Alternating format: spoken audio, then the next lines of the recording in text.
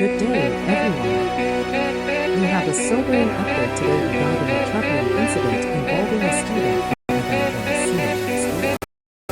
18-year-old Gabriel Osei Kwame has been sentenced to 15 years in prison with hard labor for robbing a teacher, Matilda Boatema, at Gyaman Pensan Senior High School.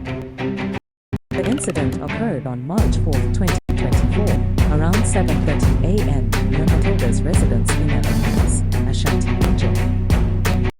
Gabriel, armed with a jackknife, assaulted Matilda and forcefully took her possessions, including a smartphone, cash, and other items. Matilda promptly reported the robbery to the Adanwomase police, who responded swiftly, although the stolen phone and cash were not immediately recovered.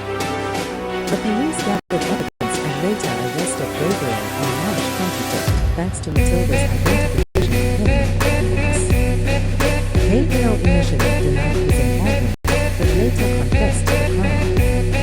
He was charged with robbery and brought before the Ashanti Circuit Court at Old Tafo. Gabriel's conviction and sentencing serve as a stark reminder of the consequences of criminal actions. We commend this swift response by law enforcement and the cooperation of the victim in ensuring justice was served. This case underscores the importance of community vigilance and the crucial role of our judiciary in maintaining law and order.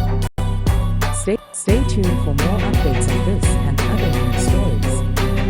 Let's continue to work together to uphold safety and security in our communities. Thank you for watching. Until next time, stay safe and vigilant.